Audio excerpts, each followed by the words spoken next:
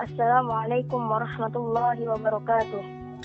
Alhamdulillah, puja dan puji syukur kita kehadirat Allah yang memberikan kita nikmat iman, Islam dan kehidupan yang kita rasakan sampai hari ini.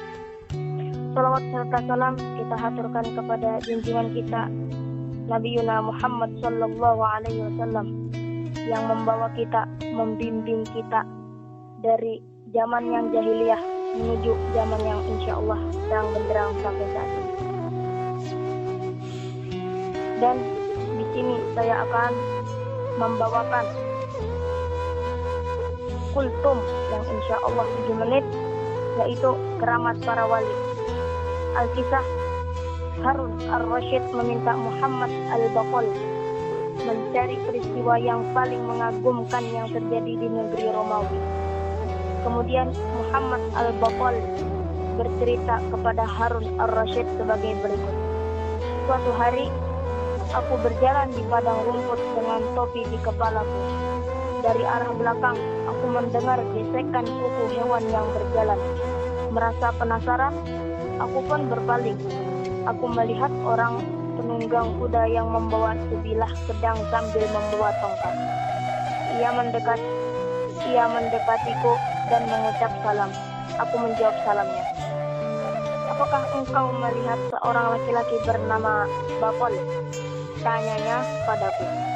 Ya, aku melihatnya, ujarku.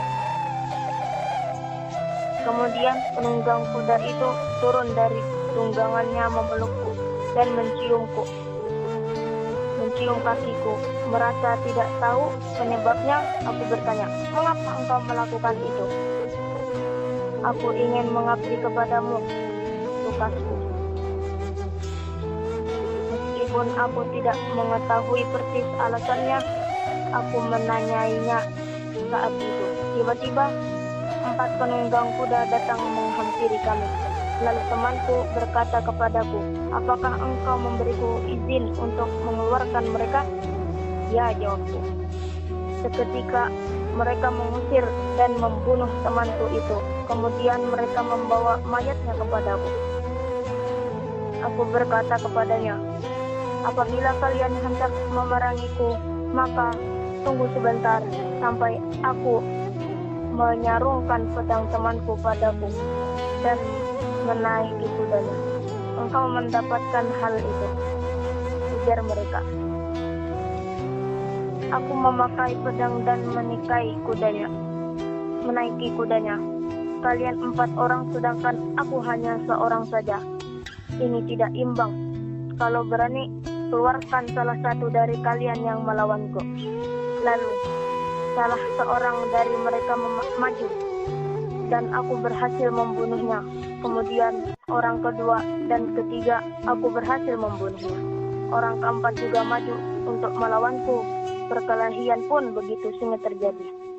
Dengan menggunakan tombak sampai tombakku dan tombaknya hancur.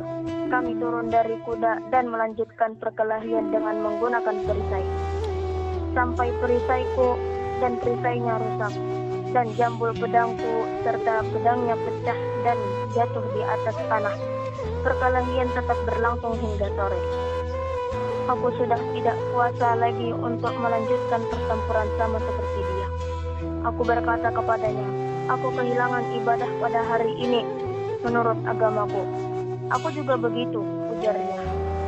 Aku tahu bahwa ia seorang uskup.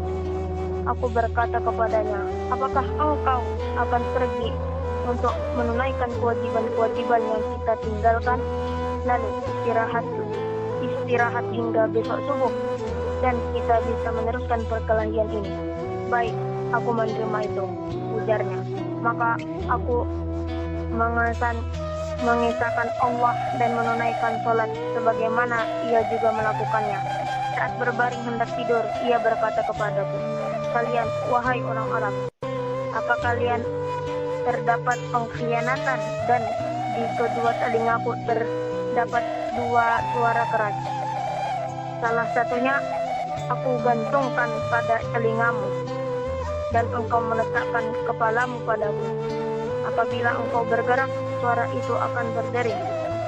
Maka aku bangun dan berkata kepadanya, lakukan itu. Pada malam itu, kami bermalam dengan kondisi demikian. Ketika pagi menyapa, aku mengesahkan Allah Subhanahu wa Ta'ala dan melaksanakan salat. Tiba-tiba saja kami tergerak untuk berkelahi kembali. Aku menduduki dadanya dan hendak membunuhnya. Ampuni aku untuk kesempatan ini. Baiklah, kataku. Setelah itu, perkelahian terjadi kembali. Kakiku tergelincir hingga aku pun terjatuh. Ia menduduki dadaku dan hendak menyembelihku dengan cepat aku berlari. Aku telah mengampunimu. Tidakkah engkau mengampuniku? Baiklah, ujarnya. Kemudian kami berkelahi kembali untuk yang ketiga kalinya. Ia memukul dadaku. Ia menguasai dan menduduki dadaku. Aku berkata kepadanya, satu dijilat dengan satu. Kali ini engkau melebihiku. Baiklah, katanya. Kemudian kami berkelahi kembali untuk yang keempat kalinya. Ia menguasaiku. Ia berkata kepadaku, sekarang aku tahu bahwa engkau adalah Baton. Aku akan membunuhmu dan aku akan memperoleh tanah Romawi darimu. Tidak, apabila Tuhanku berkehendak, ucapku. Mintalah kepada Tuhanmu agar tercegah dari pembunuhan ini, katanya. Ia mengangkat pisau besar hendak menyembelihku. Mendadak temanku yang telah terbunuh berdiri. Ia mengangkat pisau dan menebas kepala uskup itu. Kemudian temanku itu membaca ayat, wala tahsabannallazī qulitu fi sabilillahi amwata bal ahya'u 'inda rabbihim yurzaqun. Janganlah engkau mengira bahwa orang-orang yang gugur di jalan Allah itu mati. Bahkan mereka itu hidup di sisi Tuhannya yang mendapat rezeki. Quran Surah Ali Imran 3 ayat 169. Demikian yang dapat saya sampaikan. Mudah-mudahan bermanfaat. Wassalamualaikum warahmatullahi wabarakatuh.